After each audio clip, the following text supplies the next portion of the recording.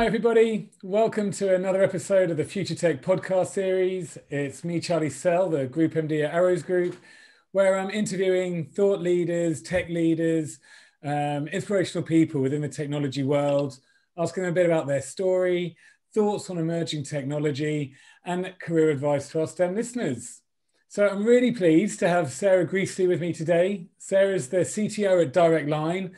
And for a lot of our UK listeners, I think you'll know of Direct Line, a major UK insurer. And for a lot of our Netherlands listeners, they really are one of the market leaders. So great to have her on the show. Sarah, welcome. Thank you. Great to be here. Yeah. How are you doing today in lockdown version 3? I know. Surviving, I think, is the best way of describing it. Yeah. So let's jump straight in and find out a bit more about your story, how you got into technology and your rise through the ranks.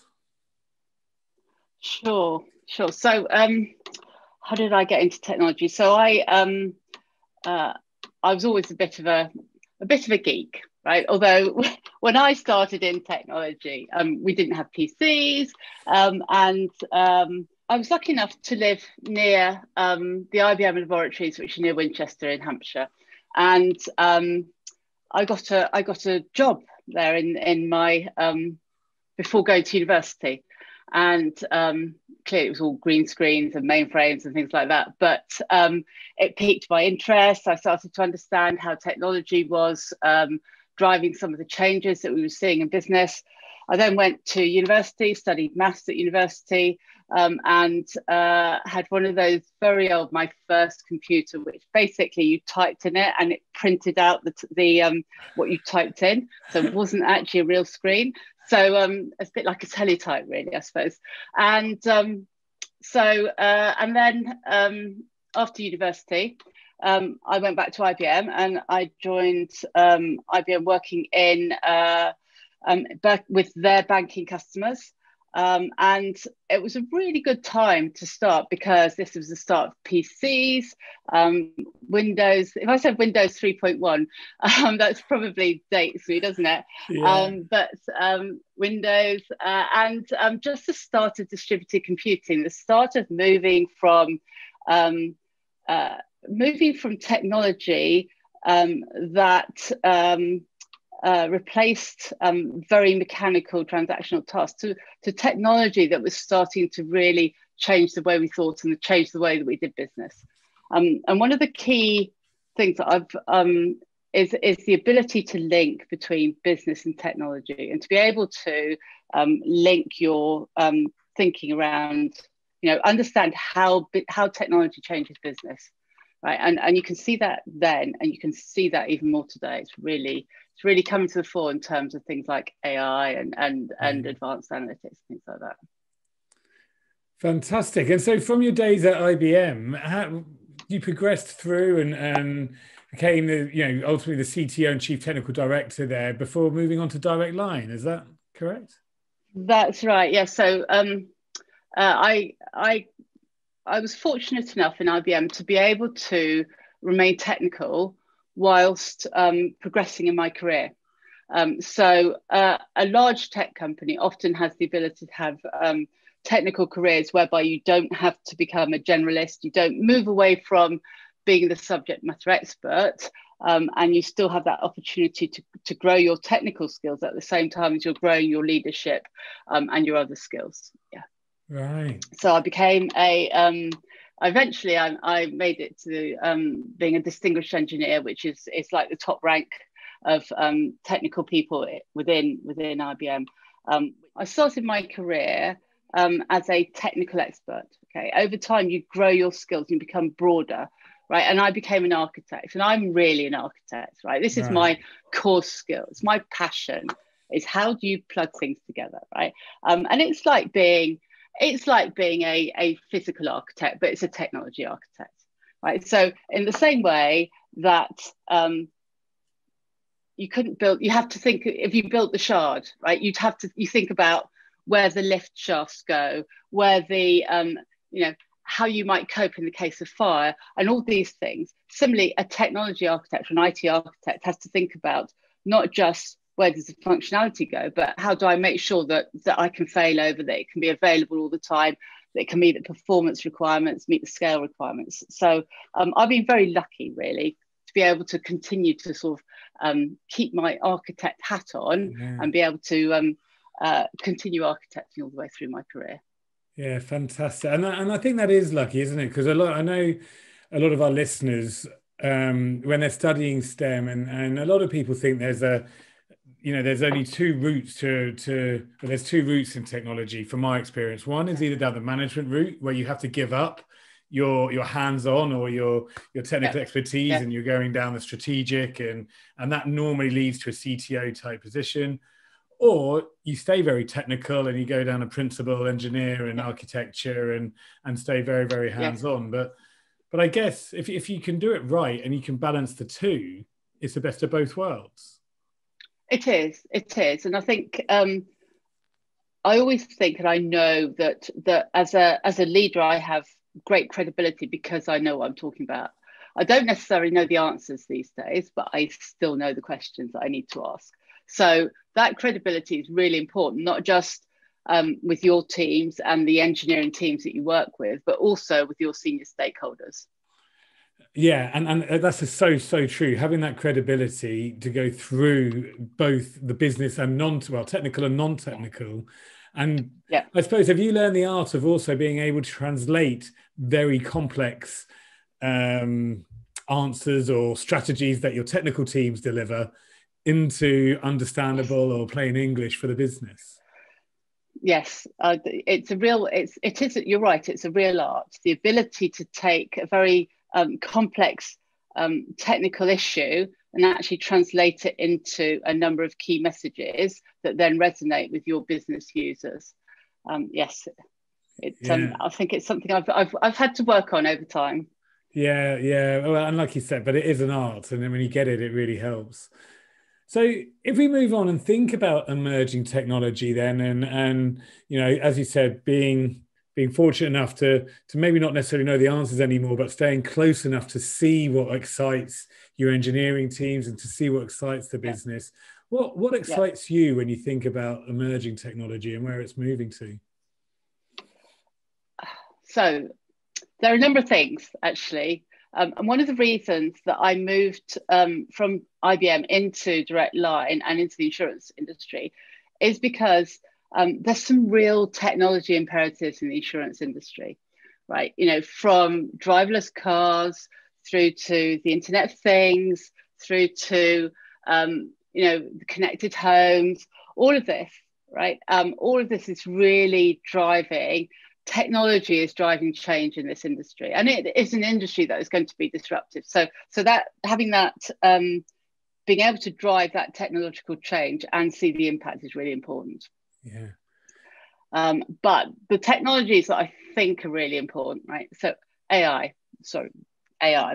Well, by AI, I really mean machine learning, right? Yeah. But machine learning, the ability and advanced analytics, right? The ability to personalize the customer experience, the ability to personalize the interaction with the customer.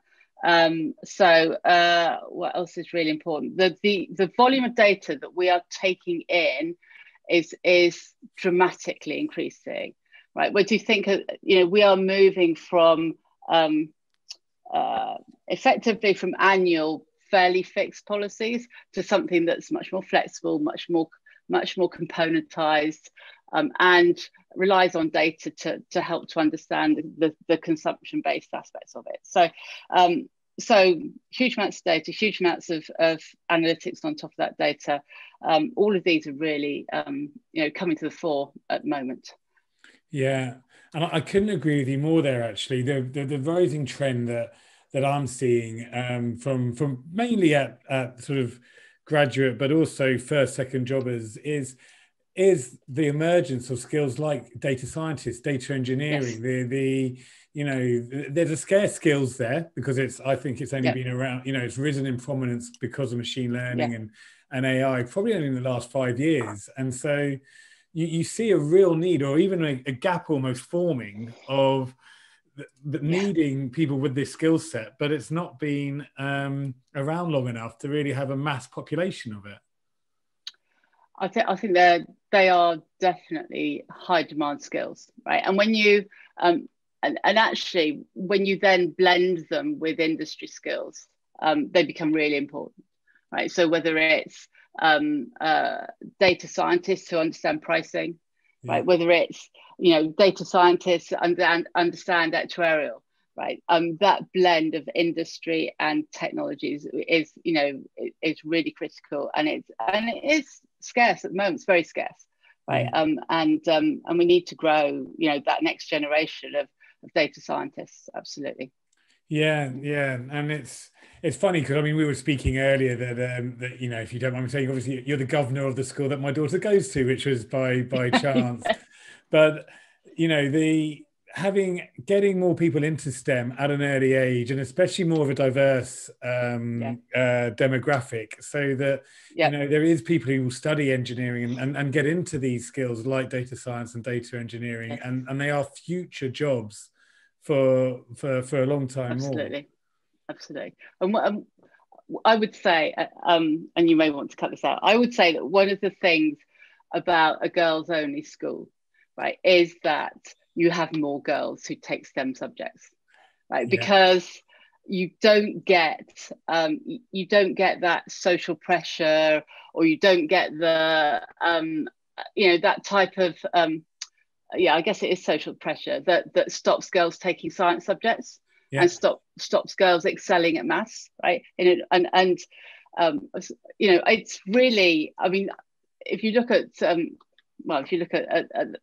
the school that we both know, it's they have a huge amount of girls taking science A levels, right, and then going on to do engineering and things like that. And I think that's and part of that is because I think girls are learning in a much safer environment, right? They can test and learn a bit more, right? They can excel without being, looked down upon, right? So it's really important, really important. Yeah, and I couldn't agree with you more. I hadn't actually thought of it quite like that, and you really resonates. It really makes a lot of sense. So moving on then, and thinking about, a number of our listeners are now in their second, third year, and we've done previous shows where we've really felt for them in regards to how they're finishing university in such strange times. Yes. But there is opportunity out there, and there will be opportunity coming back. I think we're all convinced there's going to be a bounce back, and so it's as important for our listeners to prepare themselves for their next job, their first job, as for many of them. So from you, from the heights of where you've reached and the career that you've seen and the advice you could give, what one or two bits of advice can you give our listeners for them when they're preparing themselves to enter the technology world? So one key bit of advice is it's not just the technology that's important, but it's actually the behaviors are also important. We have a big focus at the moment on being curious, right? Testing and learning, being agile, right? These are all behaviors that are coming to the fore, right? I really want people who take responsibility, right? I can teach if you've got a technology background, right, I can teach you a language, right? I can teach you the technical nuts and bolts, but an inquiry mind, someone who's interested, who's enthusiastic, has some passion, it's a lot of that I think is show that, right, because that's important.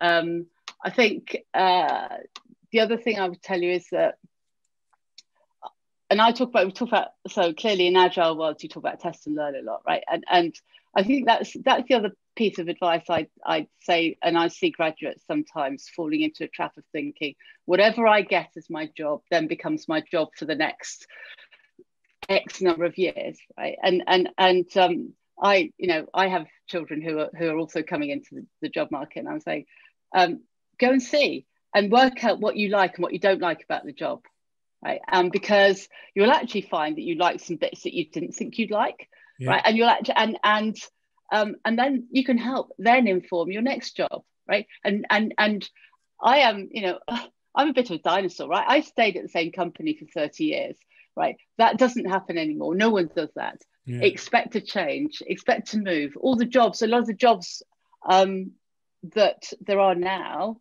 weren't there 10 years ago, let alone 20 years ago or 30 years ago, right? We have sustainability is going to be, I think, one of the next, hot areas for graduates, right? And actually technology's got a huge part to play in that, right? If I can automate things, then quite often I can actually A, make them frictionless, but B, I can actually, contribute to sustainability and things like that. And I can get smarter about how I do things. Good example is that we have Green Flag is one of our brands, right? We have technology that works out the most efficient way to get your breakdown lorry to you, right? Yeah. That's A, that's smart.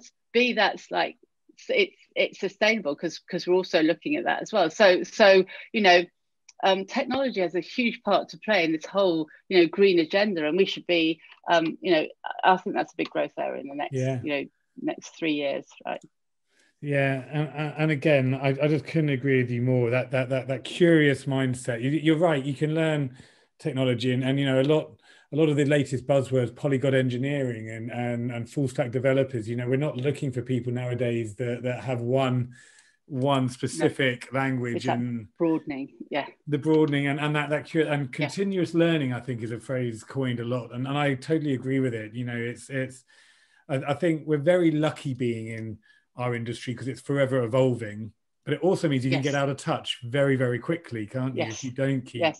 Absolutely. Yes, absolutely. I think just that mindset to keep learning is really important. Yeah, brilliant. Absolutely. Well, Sarah, look, thank you very much. That's been really interesting, and as we sort of spoke a couple of bits about what's just been great is that you've shown that technology isn't just for boys going through to university and men. It's a place that should be diverse and more diverse, and we can excel there. And thought leaders like yourself are quite inspirational. So having you represent that is fantastic. Thank you.